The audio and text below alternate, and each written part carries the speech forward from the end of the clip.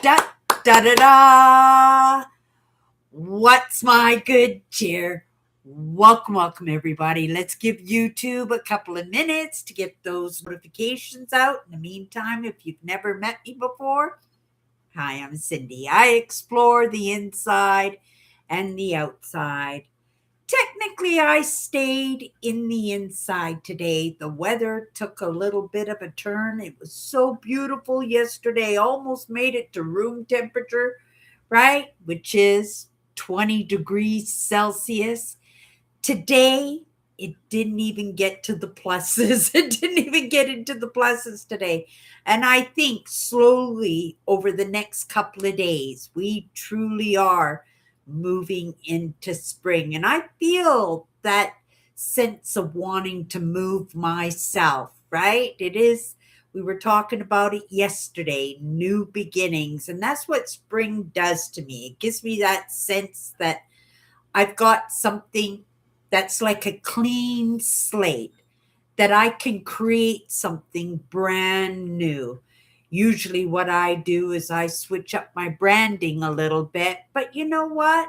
I think where I'm at right now, I'm pretty good. I could use some gear, but I think in how I present my content is where I feel comfortable and where I think that I can bring a little bit of comfortability to other people when they step into the content that I present. And if you guys have hung out with me for any length of time, right?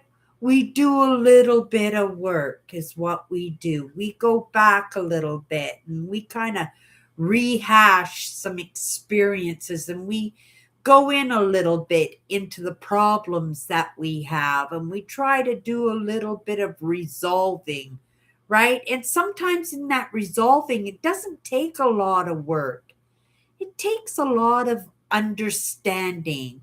And some of us think we don't have time for that. Sometimes we think it's just going to be too difficult. Why hash over things that we don't have control over? Well, the thing is, those things that we don't have control over, they have control over us. And that is something I have come to realize as one of the biggest truths in my own existence. 100% it is. And it's helped me out so much to get to the point where I'm at now. Now, it doesn't mean that I'm there, that I can chalk one up for myself. Well, maybe I can chalk one up. Maybe I can chalk up a few for myself.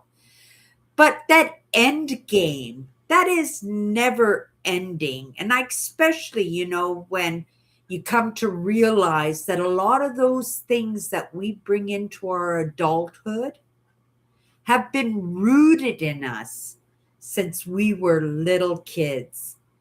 Again, I'm going to have to say that's 100% the truth. I am so grateful for the lessons that come across my path, but I also recognize that it is in that never ending effort that I have committed myself to in resolving a lot of those issues that I have had and been able to come to terms and overcome those.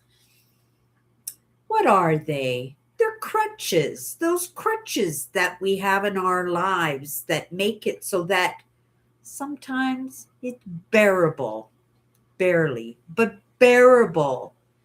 And to be able to understand where I got things wrong and to understand that this is the big one, to understand that it wasn't all my fault.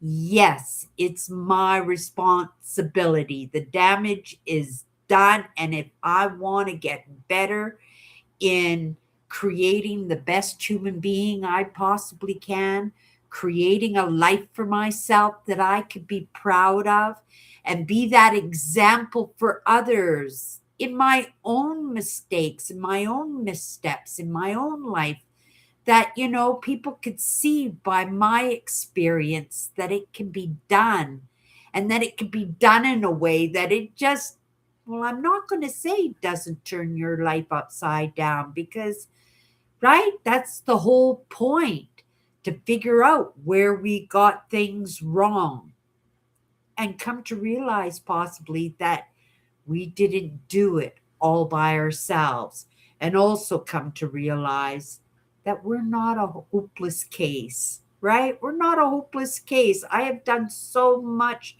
for myself, and it's not tooting my own horn, but it's giving myself that recognition, right? And that's what calms the system down, to say, oh my goodness, right?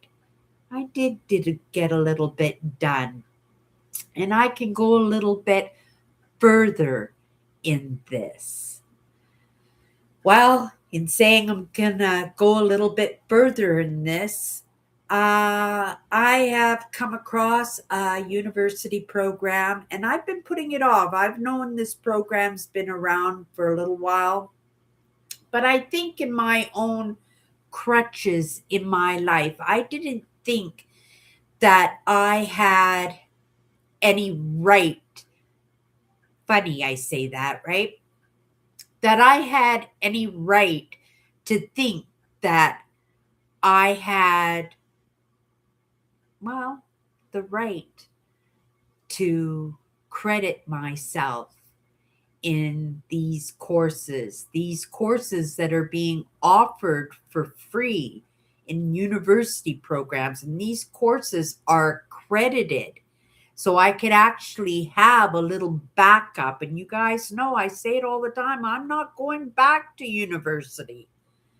But if I really look at it, I think I am.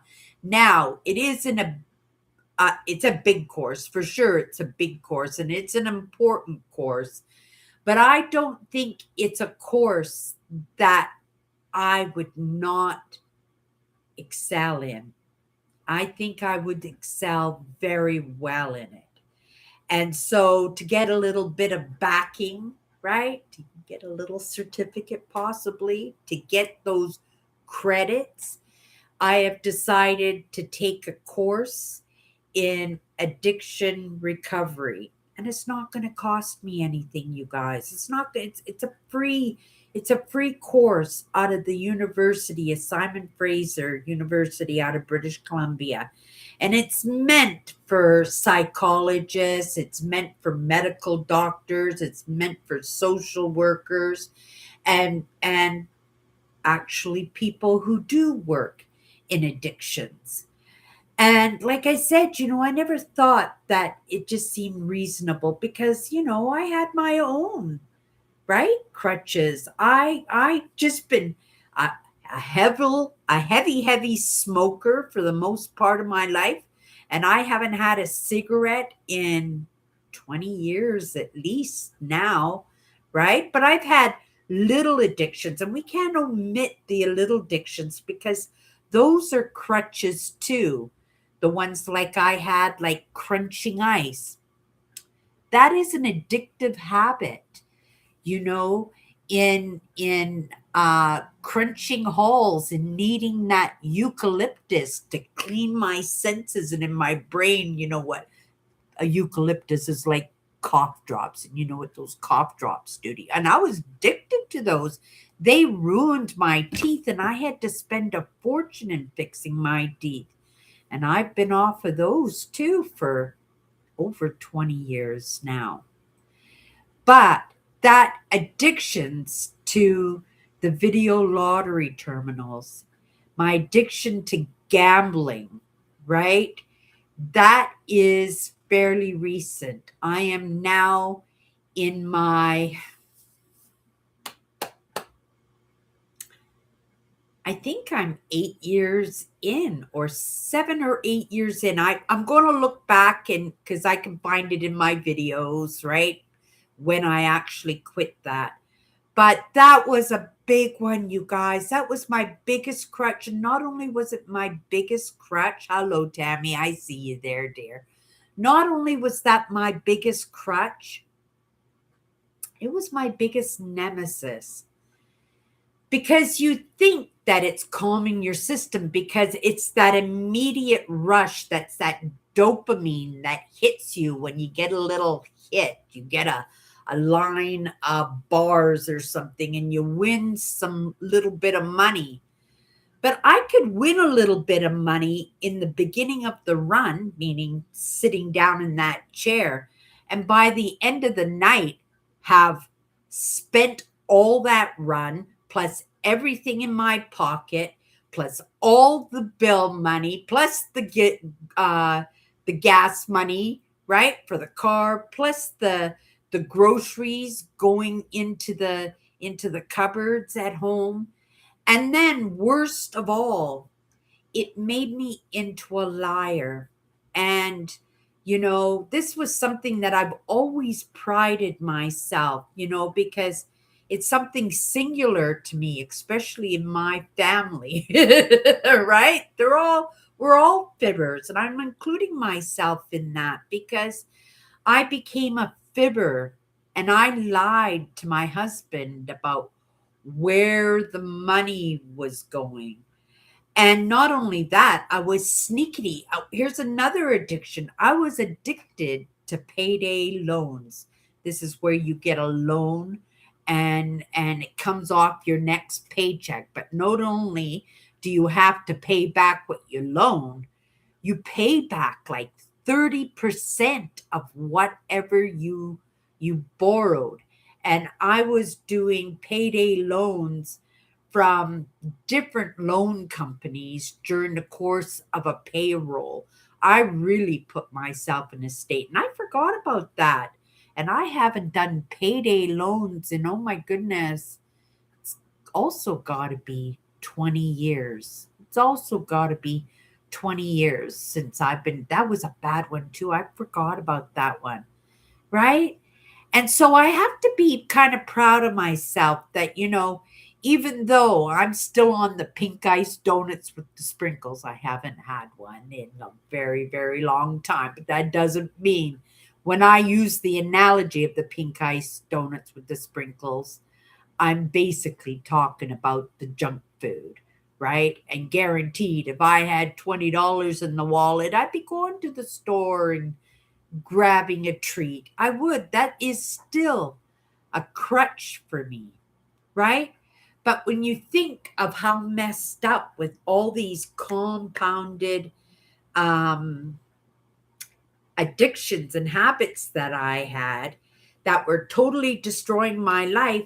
And then to recognize, right? Just even the moment with the payday loans, I totally forgot about that one.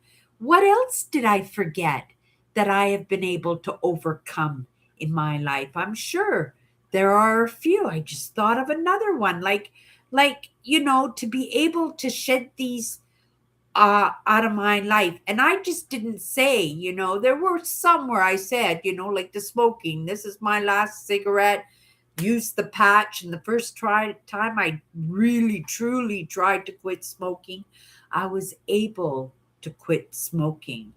But how many times did I try to quit gambling? How many times did I try to quit crunching ice or eating holes and just all these really strange habits that I had. Now, some of them I can attribute to a habit or an what do you call it? A side effect of the gastric bypass I had, and that condition is called pica. And you might have seen documentaries on it on TV. It is an addiction to foods that aren't good for you, right? And I would probably attribute the ice crunching and the cough drops to pica. I definitely would. And it's a B12 deficiency. It's why I'm so adamant about my vitamins and minerals because I know how well they keep me in good condition when I'm not technically taking good condition or taking good care of myself physically, where I'm not eating properly, or I'm not exercising properly, or I'm not taking my age into consideration.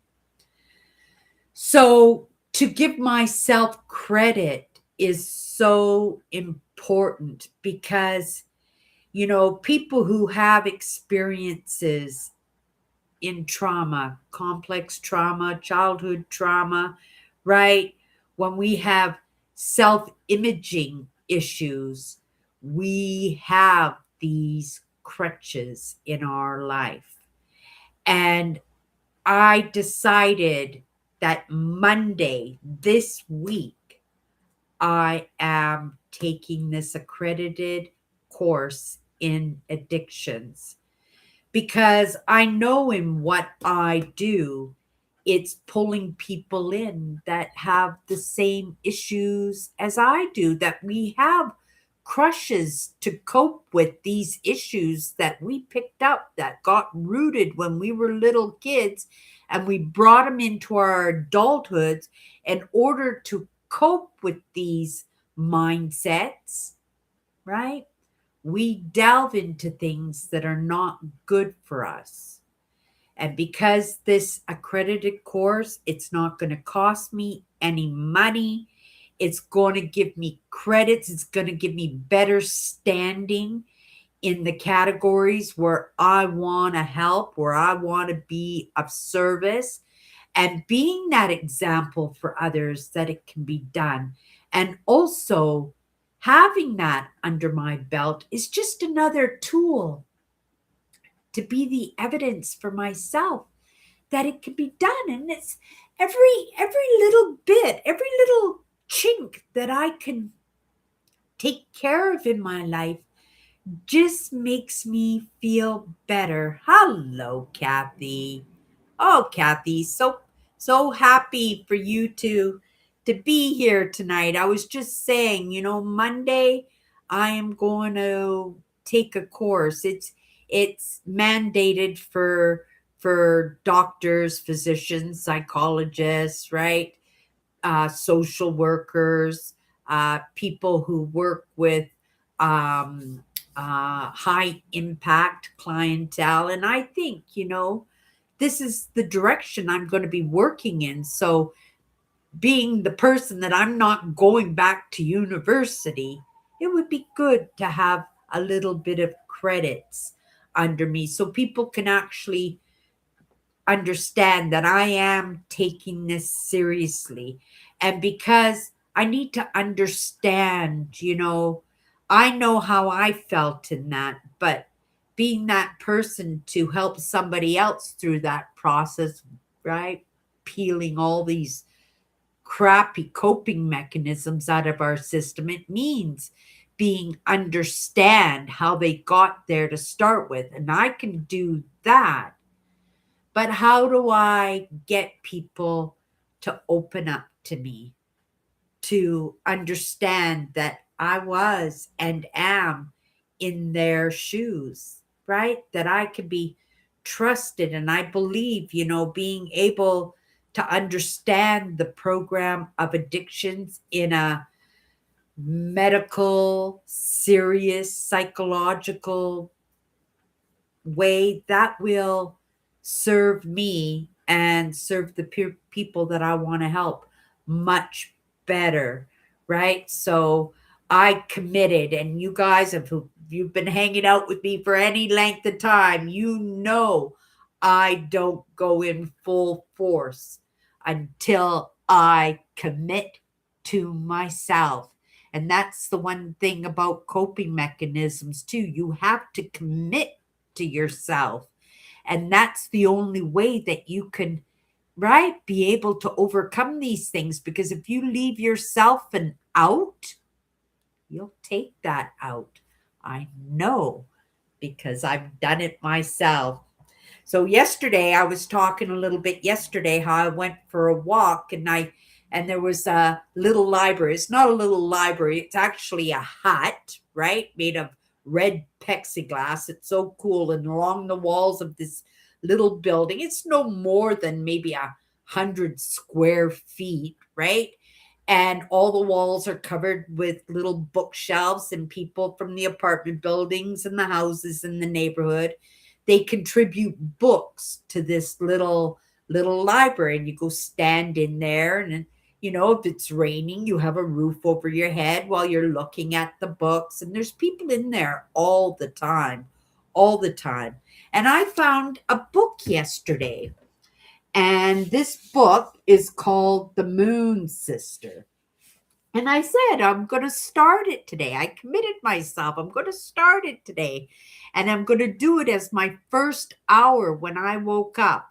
Well, I got up at 7 o'clock in the morning, and it was a full night's sleep. I didn't even get up to go to the washroom or anything. I slept so amazingly last night. Then I got up this morning, and I attribute it to that good walk that I had yesterday. And then I sat at my desk with my cup of tea, and I got into my book. I read my book till 10 o'clock in the morning. And then I went and I did some laundry and piddled around my house a little bit, stayed in my little bit of contemplation and hanging out with myself. But I got so into this book that I got back into it. Look where I'm at, you guys. Half the book. I read half the book this afternoon. It grabbed me immediately. And let me tell you about this, because this is kind of odd, right? I had never heard of a Scottish wildcat. I'd never even heard of a Scottish wildcat before. And day before yesterday, I happened on to I guess a thumbnail with a good title, right? Scottish wildcat. What the hell is a wildcat? I thought the Europeans ate all their wild animals, that all they had left were deer. I didn't think they had deer and foxes, right? Because they do the fox hunts, right? But I didn't even know they had these animals, right? And so there was a documentary, like I said, it came across my path in my feed, and it was about an hour long, and it was absolutely fascinating. And these cats are actually wild animals. They look kind of like domestic cats. And I don't know if you guys have ever heard of Scottish wildcats, right? But they are actually wildcats. And it was a program where they put cameras around their necks, and they have field cams out in the bush, and they've been putting like 40 or 50 of these wildcats out in the bush in the wild now, right? And they've been having kittens. They've been having like kittens in the wild, and they're bringing, because these wildcats of Scotland, they were down to under 200. They were officially on the endangered extinct list. And you guys know I'm quite fascinated by extinction. So they probably had that in the thumbnail or something, and it caught my eye. And I just loved this documentary. And I was just thrilled with myself that I learned something new. I never knew they had wild cats in Scotland, and they're bringing them back to life. Okay, well, let's get to my book.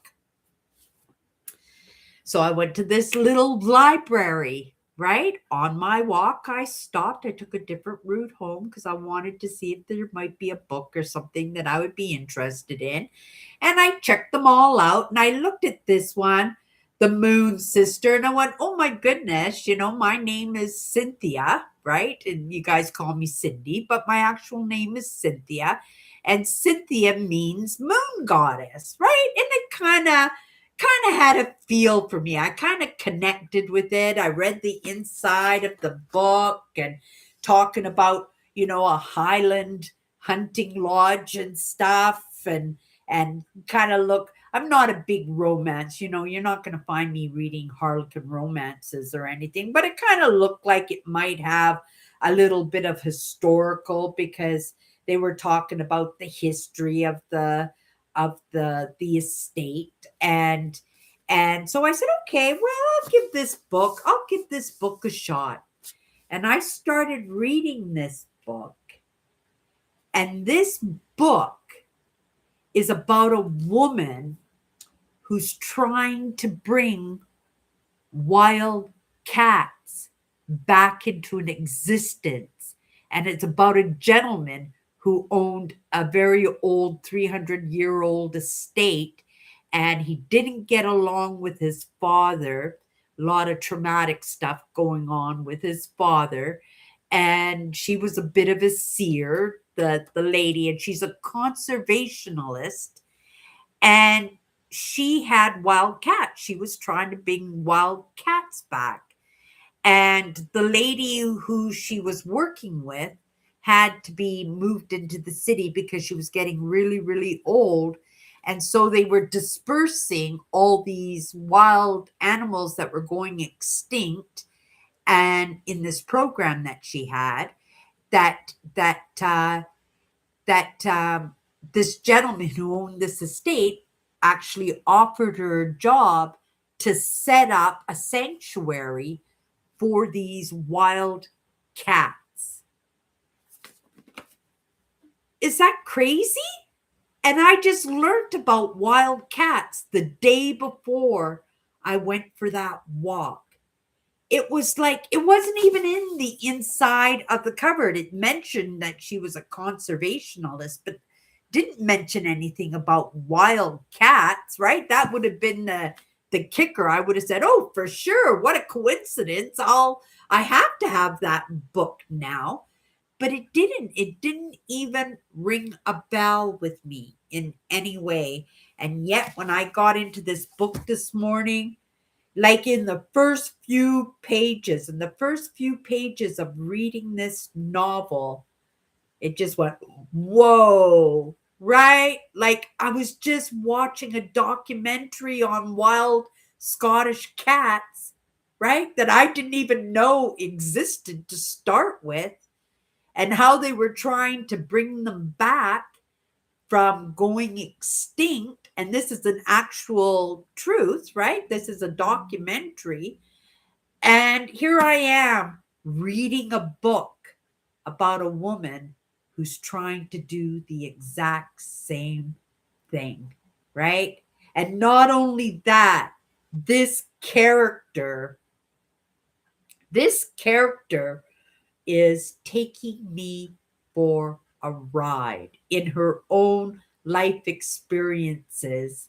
She's taking me for a ride in my own experience. And I went, oh my goodness, these serendipities, these breadcrumbs, these things that come across my path. This is why I do what I do, because it leads me to these amazing realizations, not just in what I read and what I experience, but in my very own life, in my understanding of myself. And I think this book came across my path so I could feel comfortable in my own skin. Yeah, it was pretty cool. Let's come back into Earl made it in tonight. Okay, where are we going in? I understand a lot about addictions. I have struggled as well. And, it is crazy, to be addicted to addictions, because that's how I felt. Because, it always seemed that soon as I got one, I would pile another one on top. And so at one point, I think I was juggling all those addictions at the exact same time. No wonder I was such a mess. No wonder I was such a mess. I'm so grateful for the lessons that come across my path and the opportunity to resolve some of those transplanted, deeply rooted issues that came from my childhood. and just carried on to my adulthood. And because I said, I don't want to deal with the past. I don't even want to look at my past. That's in the past. Leave it there. Not realizing that it was my past that was messing me up in my adulthood, that made it so that I didn't even wake up to any of these ideas until well into my 50s. And because it is my hope that nobody has to wait until they're 50 or 60 years old to recognize that they could have done something about it, right? They weren't the loser that they thought they were. They weren't the hopeless case that they thought they were, right? And that everybody has issues. Everybody. And I was made to think that, because everybody looked like they had their poop together because nobody expressed their problems. Nobody expressed or talked about addictions in any way. And not until the 1990s when we did have some amazing celebrities and people in different sport categories and actually to come forward and start talking about right mental health. And I think that actually might have helped me at that time to recognize that I wasn't the only person who got tripped up by my own life, by my not understanding as to what was really going on. And, I put off, right? I've known this course was available to me for a few years now, but I didn't think that I had the right to, right, when I was still in the midst of my own issues, to be able to help others. But I think in peeling all those habits, all those, and what they were was coping mechanisms. They were just there to help me cope with my problems, but not recognizing that I was coping because of those problems, right? And I was coping because of those problems that I had when I was a kid, because of those experiences I had as a kid, and not feeling that I could express them and feel like I was sane or I wasn't a loser, that, that I felt like I was really doing work on myself. And I didn't get into any of this to overcome bad habits, addictions, and coping mechanisms in those crutches. I didn't come into that.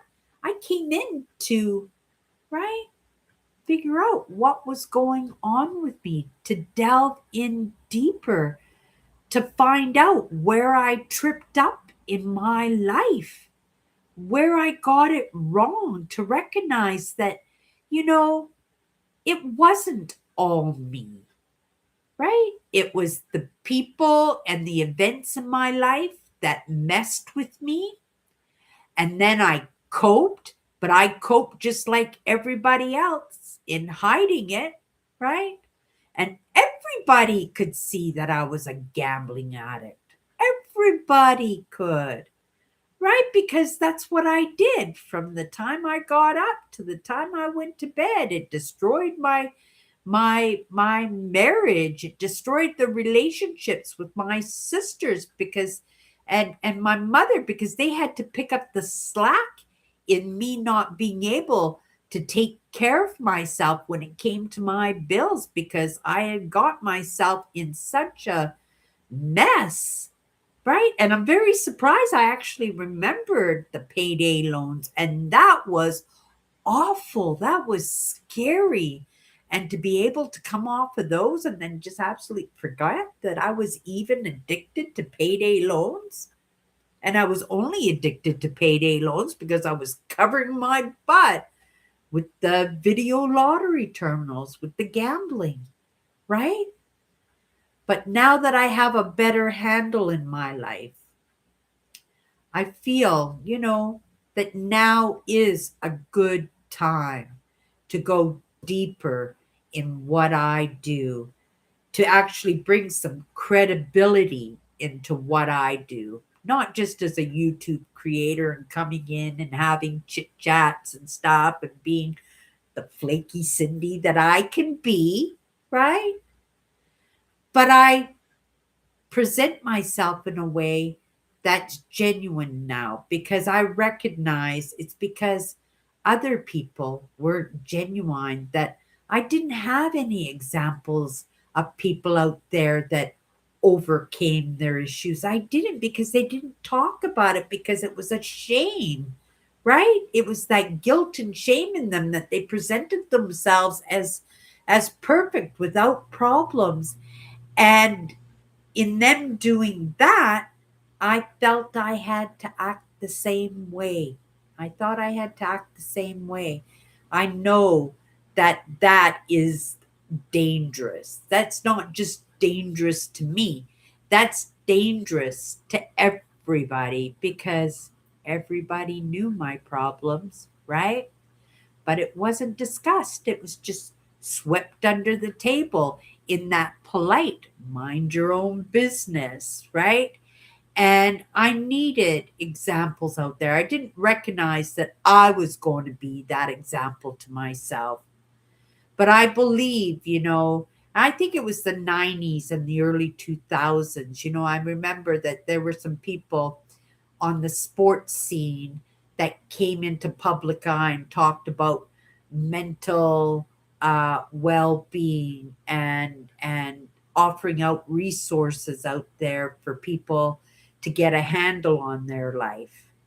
And in actuality, I didn't even attribute gambling or my addictions to that, right? I just thought I had issues, and right, I didn't recognize that all these little addictions and bad habits and big addictions that I had were actually the result of me trying to cope with my life. And in the end, those addictions were what brought me down even lower. I was my own self sabotager, right? And it's just in recognizing things like this, and having these kind of conversations and being the example for each other, that we can, right, maybe overcome something that is super huge in this world that we live in right now, because we are all handicapped. And I used to say, we're all handicapped emotionally, physically, or mentally. But I think we're all handicapped mentally and emotionally, and as a result of that, physically, right? Because we know 75% of our stresses and our 75% of our illnesses and ailments come directly from stress, right? And yeah, if I got a plan to live to be 114 years old. So if I want to attribute to that, right, I'm going to take this course. And I bet I never used to be a good student. I hated school. And like I said, I'm not going back to university. I'm not putting 6 or 7 years to get a degree. That ain't happening for me, right? But if I can get some credits under my belt, if I can actually take a university credited course, it's not going to cost me anything, right? And then maybe possibly do some volunteer work, right? In some addictions. And, just do it in the span to build up that experience so that I can understand how would be the best way for me to serve people in a way that they would recognize what I've done for myself in these past, it's only been maybe 10 years to tell you the truth, right? That I've been conscious of what I'm doing. But the process, you get fed up with yourself. You do.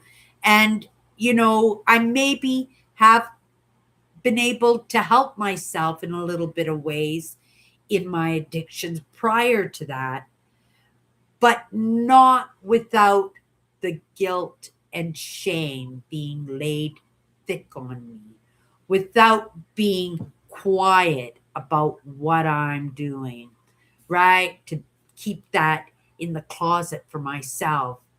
But now being able to recognize that I have to be that example. That's the only way, is so that each one of us can be the example for each other, that it can be done.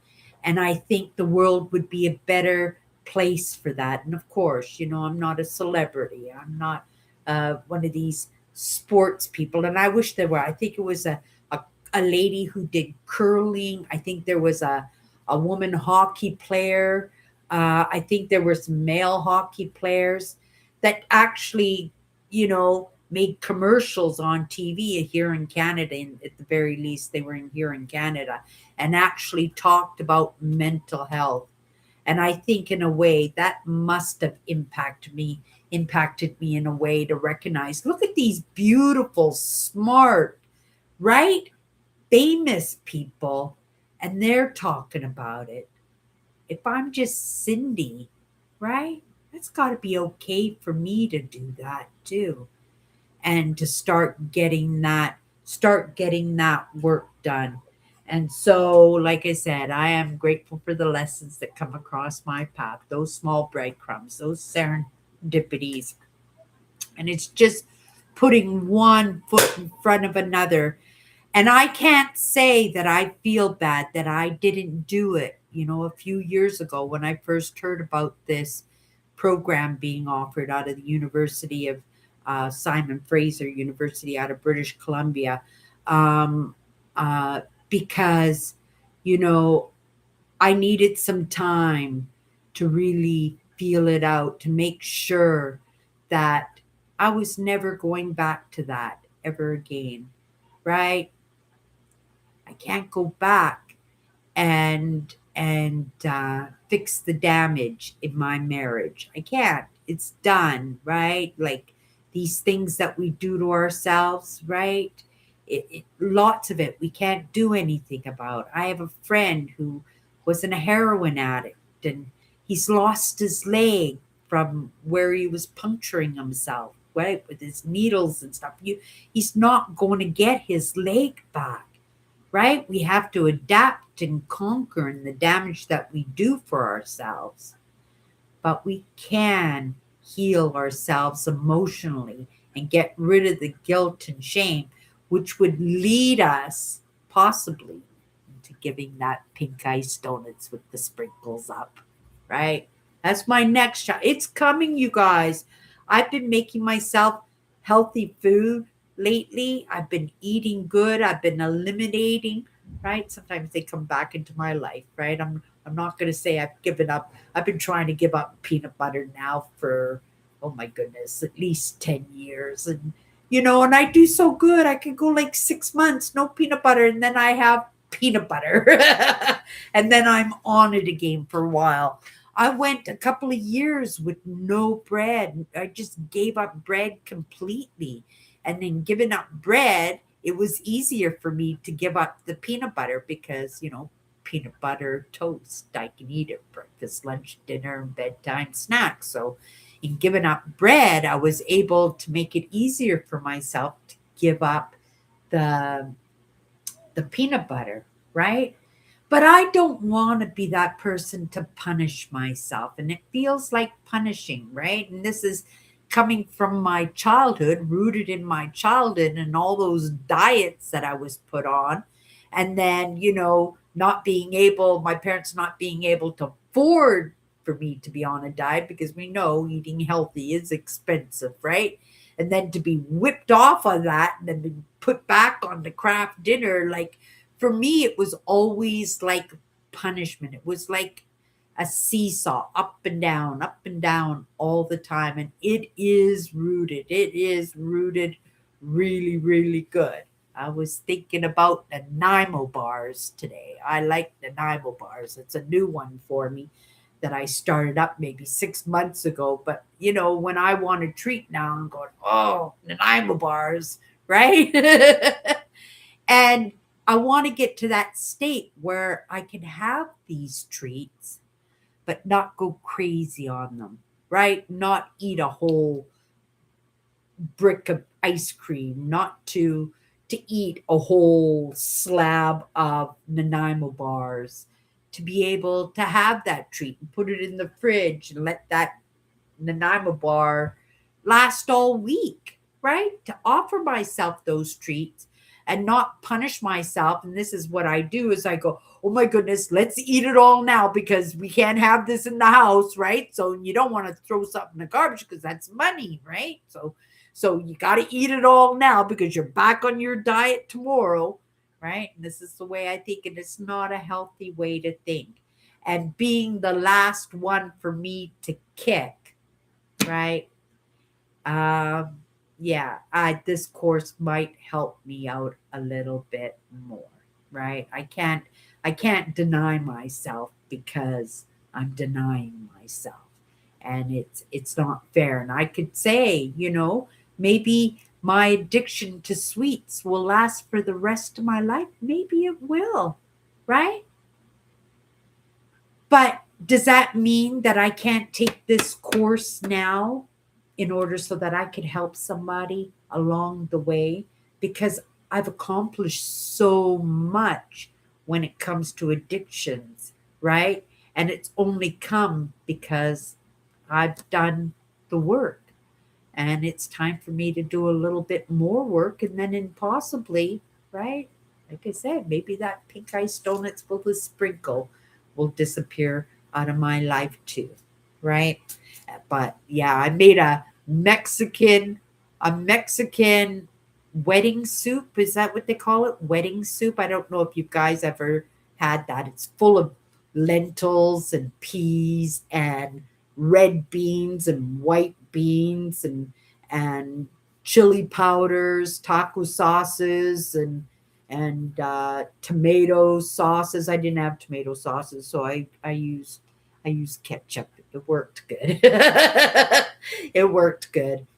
But and potatoes, and it was absolutely delicious.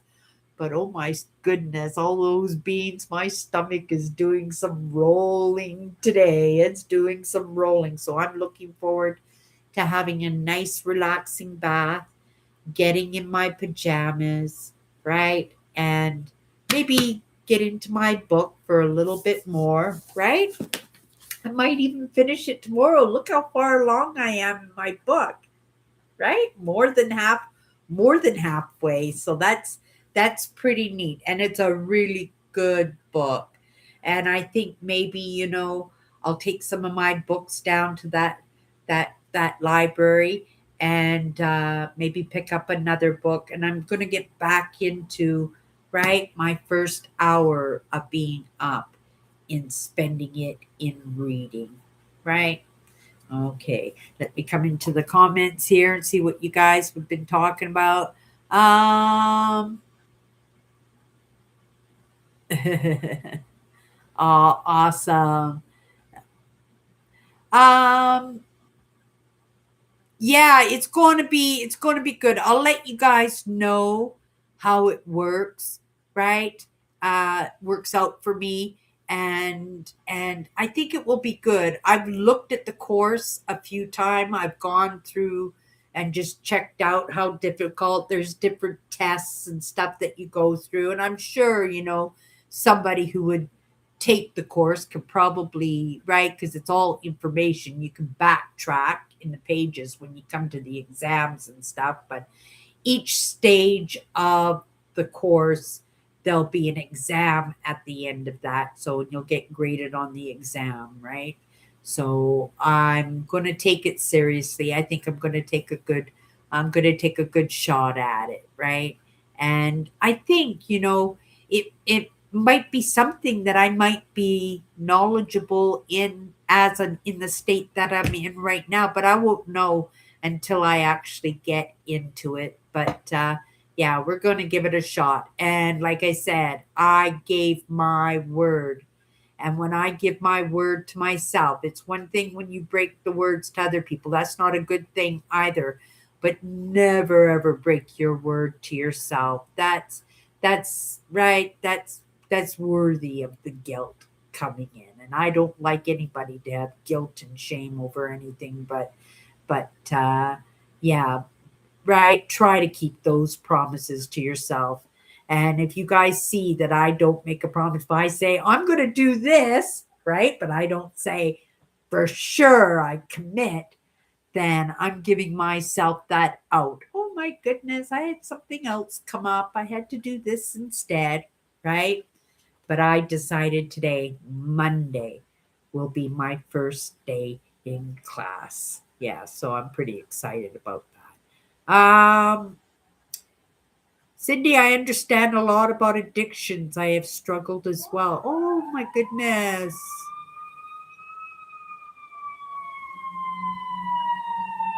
That I think somewheres in the past, Kathy, you might have mentioned something about that. I don't know for sure, but I think you did. I didn't judge in it in any way. Otherwise it probably would have stuck in my head in that. But yeah, I think we all struggle, but some of us are honest about it. Some of us, right? We wear those masks and we pretend that everything is cool, everything is good. And that's pretty terrible, especially if you've getting yourself into new relationships with people and they don't know that and you hide it from them. And what if you ask that person to marry you and that person marries you and then all of a sudden, right, they find out that you have these addictions about you. And some addictions are not something that we want to be around. Like I can't be around this. Like I like the smell of cigarettes. Still, I have to admit that I still like the smell of cigarettes. But when I smell it on people's clothes, like especially in the wintertime, I don't like that smell anymore. Right? And working in bars and nightclubs, surprisingly, alcohol has never been my thing.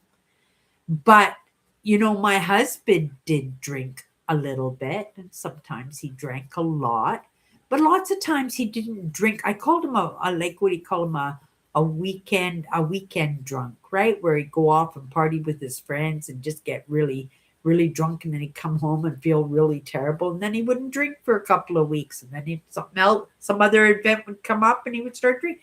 So I don't know if I could consider my husband an alcoholic, but he was young, right? And in the 90s and the early 2000s, that was we were clubbers. That's what we did. We drank and partied and danced the night away, right?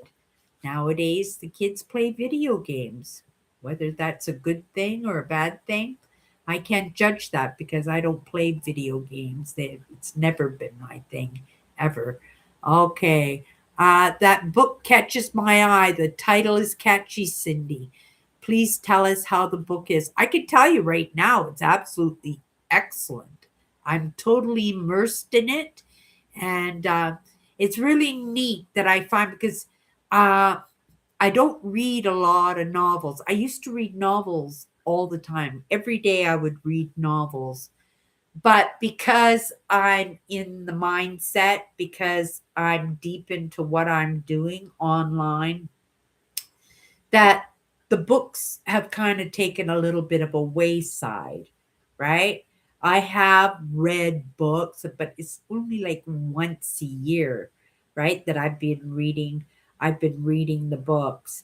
And to find myself totally immersed in this, it's going to be something that I'm going to carry on with. And I'm finding I'm really enjoying it. And one thing I noticed and remember about it is my imagination of the characters because I can see the estate. I can see the conservationist, the lady, and they talk about her red curly hair, and I can see the different characters, and I can right and the animals, and right, and I can visually see it in my mind, and that was something that I appreciated about reading books. And it was something I didn't appreciate because sometimes they would turn books into movies, and then you go to watch the movie and you go, oh my goodness, the book was so much better, because in your mind you're being creative and you're seeing things the way that you imagine it as you're reading the book. But sometimes it's a little bit disappointing when you go to a movie and you say, oh my goodness, in my mind she had red hair, and now this character's got black hair, and then I go, oh my goodness, the house didn't look like that in my mind, and the forest didn't look like that in my mind. And so it's something I come to appreciate. And yeah, so I think I'm going to read a little bit every morning before I start getting to be online, because I do spend a lot of time online. I don't watch TV or anything, right? So I give myself credit for that, that I got rid of my TV. So I'm not entertaining myself except for, my metal detecting videos and my bottle digging videos, and I've been doing uh, research on RVs. I've been enjoying doing video tours of RVs. But yeah, it's I like what I'm doing. I've got my life just set up just pretty good. But yeah, the book is really good. It's by Lucinda Riley, and she has a whole series of them. She The Seven Sisters. So I guess she's doing a book on each sister, and this one is the Moon Sister. It's called The Moon Sister, this book. Yeah, it's really good. And hello, Earl. I saw you come in. I saw you, Earl. Um, I am around a lot of smokers, and cigarette smoke is one thing that gives me a migraine, right? But I think we're living in a world right now that is getting better because of the examples out there, right? Because of the commercials on TV and the warnings on the cigarette packages. It's making a difference. And maybe not for our age group, but you're not seeing that in the school systems. You don't see all these kids outside smoking cigarettes, being the tough, cool kids, right? Because in my day, right, you were cool. If you were a smoker, you were the cool kid, right? Yeah, try and be the cool kid at $20 a package or more. I don't know. But I think they're pretty expensive now. Um 30 years ago. Oh, you got 10 years on me, Kathy, on that. Yeah, I think it for me it was around, well, maybe I got 25 years on it because I think it was in the early 2000s that I quit. I quit smoking cigarettes was the early 2000s. Um and that's the thing. You start off where you can, where you know that you're using these things to cope with life, right? And you start with those, and then you say to yourself, like, where does this come from, right? When did this start? Like for me, I didn't even start smoking until I was 27 years old, and I smoked for 20 years after I started smoking. But I was 27 years old, and when I was 27 years old, I hadn't had my gastric bypass yet, and I had gotten up to 311 pounds. And I thought if I was a smoker, it would give me something to do with my hands, and then I wouldn't be such a munchy person, that I wouldn't be eating. Isn't that a silly reason to start smoking? And that's what I did. I started smoking. And at the end, I was doing 2 packs a day of cigarettes. right? And I remember when they hit $10, I went, oh my goodness, they hit $10. I'm quitting smoking. And then I said to my sister says, what do you want for Christmas this year? And she always has the Christmas list. And I says, I want the patch. I'm going to, and it was just a conversation. Like, I want the patch. I'm going to quit smoking. And sure enough, in my Christmas stocking was all 3 steps in quitting smoking. So you get a step 1, a step 2, and a step 3. But I want you guys, because you guys go grocery shopping. This is one thing I would like you. This is going to blow your mind.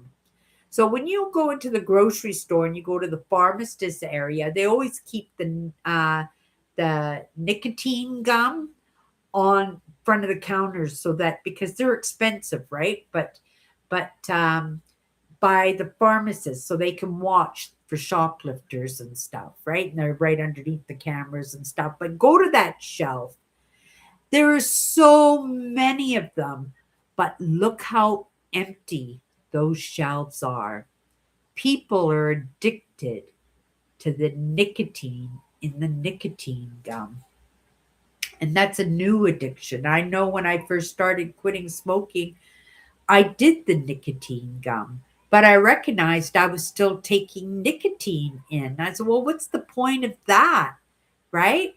And at that time, my teeth were so bad, like, I couldn't chew gum because it would just pop my teeth out, right? Because I was crunching ice and doing the cough drops too, right? So I gave up the nicotine gum right away. I don't even think I was doing the nicotine gum for like even a month. But whenever I go to the grocery store and I walk by that shelf, I always take a look and I just shake my head because people are addicted to the gum. They're not using it to quit smoking. They're using it because they work at the office, right? And I used to have this joke, you don't get a break unless you're a smoker, right? Because the smokers would always have to go out for a break and have a cigarette before they got back to their job, right? But nowadays people are doing the nicotine gum because they're not allowed to go out for all those cigarette breaks like they used to, right? For me, I remember being a server and a hostess in restaurants and right going up to the podium with my cigarette in my hand to go seat my customers at their tables. And I think of that now and go, oh my goodness, right? Like I would walk out of a restaurant if I ever saw the hostess walk up with a cigarette in her hand, right? Go, seat for two. And I did that all the time.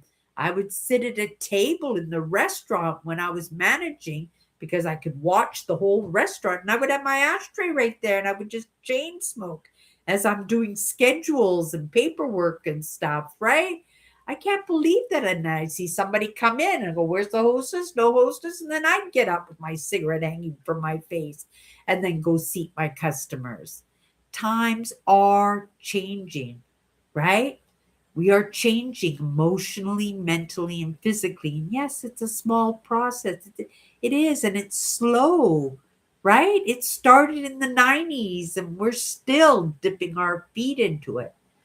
But at least we're dipping our feet into it, aren't we? Right? And it's by the examples that we are that we're going to do better by the next generation for sure.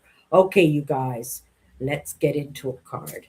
I'm just going to pull a card. You haven't hung out with me before. There are 54 powerful words. Sometimes they're relevant to the conversation. Sometimes they're not, right? And I just go through it for a moment and then we're done, right? Until tomorrow, and I will be back tomorrow. Here we go. Ah, this is a very good one. Thumbnail. Gratefulness is the expression of appreciation in acknowledgement of what we receive. And it's so relevant, right? When you receive that blessing, because it is a blessing to overcome our coping mechanism. It is a blessing in that. I express my gratefulnesses every day, every day. And I'm doing it verbally now, not just in my mind, right? Not just in my lives, that I'm actually numerous times a day, maybe not numerous, a couple of times a day. It's a learning process. You start where you can start, right? But grateful, right? That these things come across my path, that these things come across my path, that give me an opportunity to acknowledge the work that I've done, the work that other people have done, to appreciate the gifts, the serendipities, the breadcrumbs, all the little things that come across my path, to make me realize and recognize that I am on the right path. And that's something to appreciate, right? That's a gift I'm happy to receive. You guys, that's my good cheer. Thank you, everybody, for popping in and hanging out with me. I really appreciate it. You guys, have a great night. I'll be back tomorrow. Nope, wrong mouse.